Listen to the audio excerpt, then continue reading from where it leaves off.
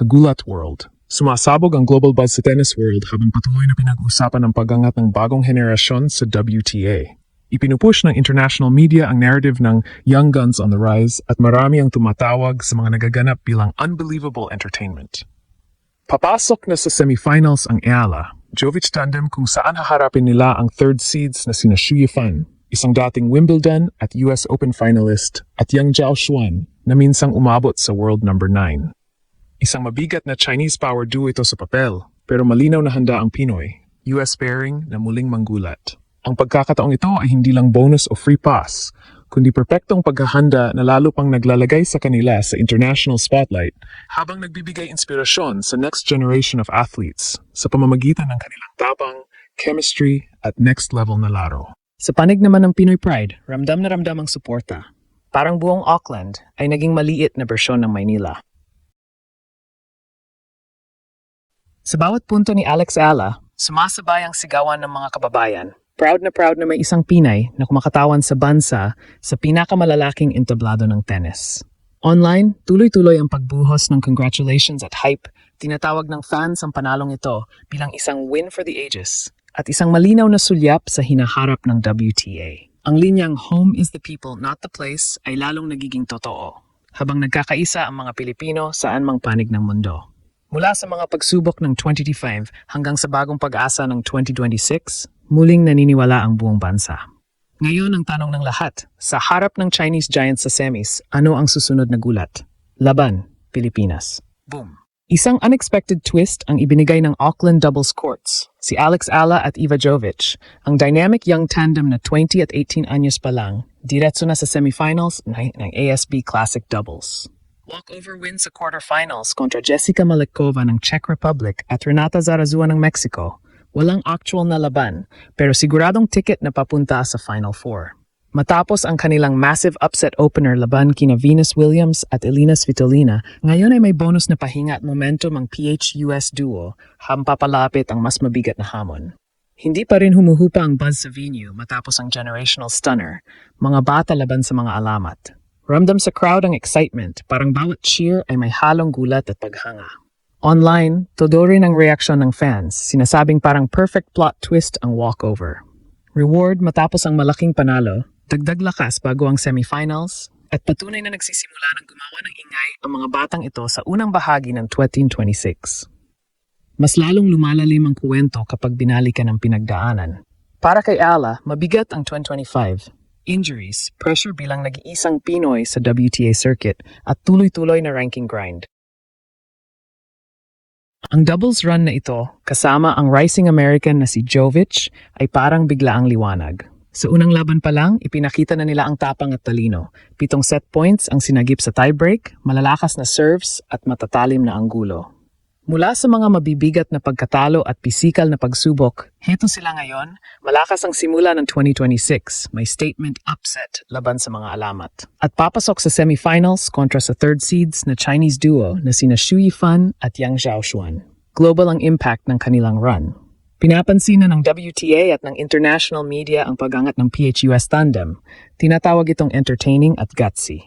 Ang walkover ay naging perfect setup para sa mas malaking semi-showdown at mas lalo nitong inilagay sa spotlight ang doubles campaign ni Ila. Isang inspirasyon para sa next generation ng players na pwedeng manalo ang tapang at chemistry laban sa karanasan.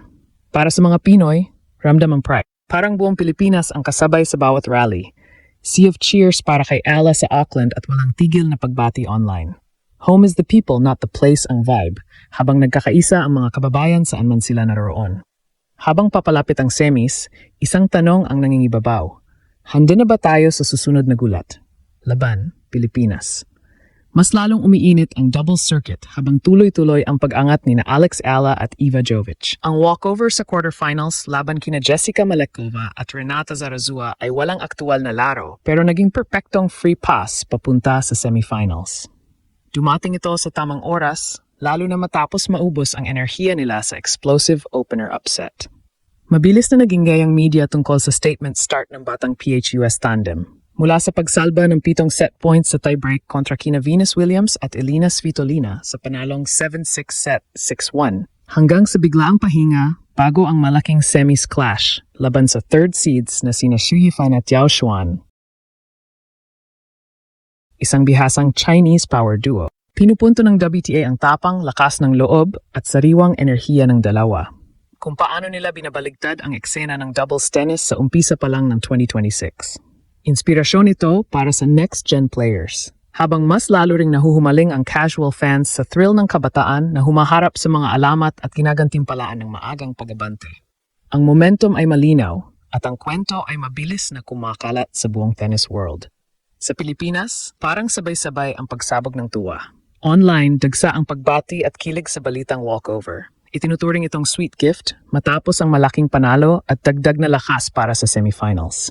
Umaapaw ang emosyon. Paghanga sa chemistry nila sa court, saya sa unexpected plot twist na nagbigay ng advantage, at matinding pride sa kung paano muling itinaas ni Ella ang bandila ng bansa, hindi lang sa singles, kundi pati sa doubles. Sa Auckland, tuloy pa rin ang sea of cheers. Pinoy sa abroad nagpakita ng solid na suporta. Ginagawang parang home turf ang venue, habang bawat highlight ay mabilis na kumakalat online.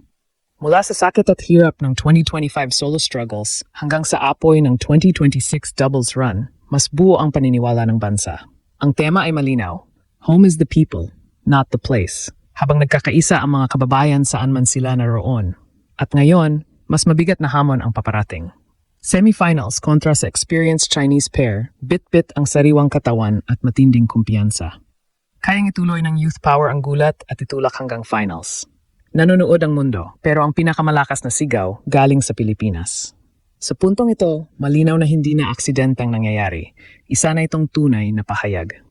Ang biglaang pagpasok ni na Alex Ayala at Eva Jovic sa semifinals mula sa historic upset hanggang sa strategic na walkover ay nagpapakita ng maturity beyond their years. Hindi lang ito tungkol sa panalo. Ito ay tungkol sa timing, composure, at kakayahang samantalahin ang bawat pagkakataon sa pinakamalaking entablado.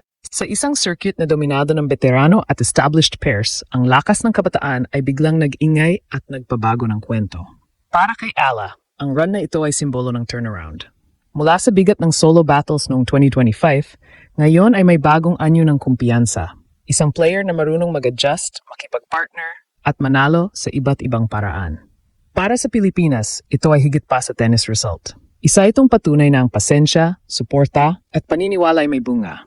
Habang papalapit ang semifinals, malinaw ang tanong, hanggang saan aabot ang youth power na ito?